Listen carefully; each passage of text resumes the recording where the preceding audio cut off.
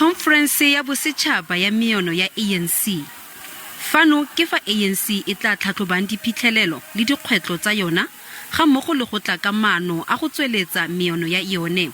Khonferense e tlile go buisanela morero o tla kaelang meono ya puso go lekoko le le busang.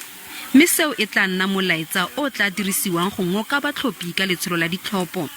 Go solofetswe fa go tla tlola ditlhase jaaka maphata a thulanang a tla bo a lwela go tlhagelela kwa setlhoeng mo lekokong. Jaaka dikemedi di ipaakanyetsa ditherisano, dikgotlang tse di kaga dikakanyo di setse di itshupa. Gareng ga merero e solofetsweng go tlhagelela kwa setlhoeng ke dikatlegeniso tsa komishene ya Gazondo le kgang e aparetsweng ke dipuopuo ya tsitsinyo ya go beelwa kwa thoko ga ditokololo tse di amegang mo bosenying. Seno ke jaaka diprofense dingwe di ikuetse gore tsitsinyo eo e phimolwe. Well, remember the step-aside resolution comes in at our National General Council as part of restoring the credibility of the African National Congress. It then gets to be taken to the 54th National Conference, regularized as a resolution of the ANC. Now, we are hearing voices coming out of our structures talking about the consistent implementation of this rule.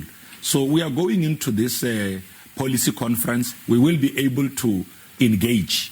And look, out of engagement, it could be that we need to either enrich or strengthen the work that we have done to make sure that in the manner in which we implement our resolution, there is consistent application of internal processes of the African National Congress. Khonferense ya meono ya ANC e tla baakanyetsa khonferense ya lekoko ya bosome a matlhano le botlhano ya go tlhopha baeteledipele ka Sedimonthole. Khonferense eno ya malatsi a le mararo e ka ga dipolotiki go ithulaganyetsa maemo le dithata. Gareng ga tseo di tla rerisanelwang ke maemo a sa itumediseng a ikonomi, botlhokatiro le maemo a kwa godimo a botshelo. Go etegetsa maemo, lekoko le le busang le ne la tlhaselwa e se kgale ka ntlha ya go retelelwa ke go samagana le kgaogo ya motlakase.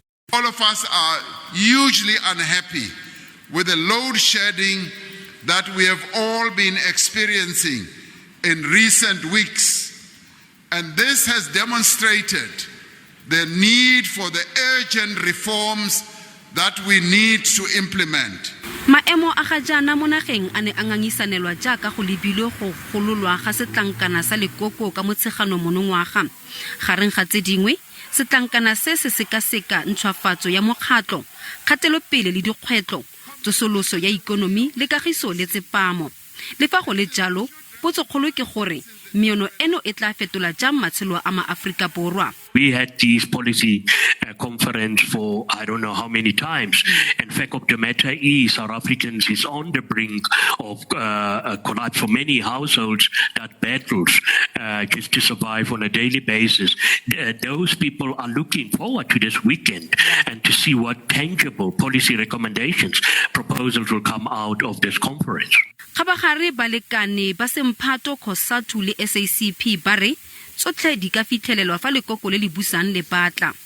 Conference must therefore also respond to this question of rebuilding the capacity of the state and tenderization of the state. If you continue with the tender system as is, it ameliorates the capacity of the state to perform, because the state looks at agencies or instruments that they have created, including through the tender system, for the outcomes.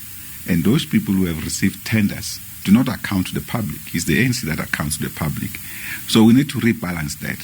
We have no doubt that out of the policy conference, they are going to come up with good policies, a number of them that they will come up. But it seems sometimes that what is agreed in the policy conference is not what the leadership wants. Jaaka dikemedi di ka nna dikete di le pedi go tswa kwa makaleng a farologaneng a ANC a solofetse go kgobokana mo bokhutlong jono jwa beke go lebile gore a dintwa tsa maphata di tla baka dikgogakgogano tsa dikakanyo tseo di ka amang ka tsela e sa siamang meono kgotsa a go tla fitlhelelwa kutlwano mo maphateng ka tsholofelo ya gore ba tla baya Afrika Borwa kwa pele.